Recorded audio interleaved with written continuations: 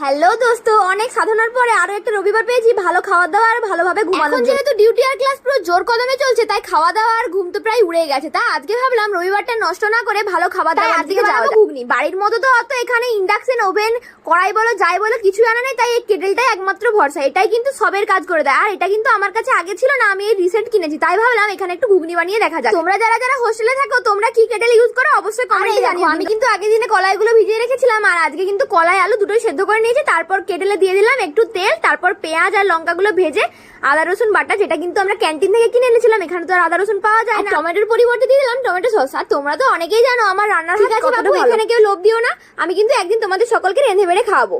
তারপর আমি একটু 5 স্টার হোটেলের শেফদের মতো একটু চেখে দেখে নিলাম ঠিকঠাক নুন হয়েছে নাকি। তারপর একটু নুন দিয়ে দিলাম। এই দেখো ব্যাস, আমাদের ঘুগনি কিন্তু একদম তৈরি। এবার ফটাকসে আমরা মুড়ি নিয়ে বসে গেছি, 3 জন মিলে খাবো বলে, মানে আমি, অন্তরা আর পূর্বাশাদি। তো ভিডিওটা ছিল এই পর্যন্ত। আরো এমন ভিডিও দেখার জন্য চ্যানেলটাকে সাবস্ক্রাইব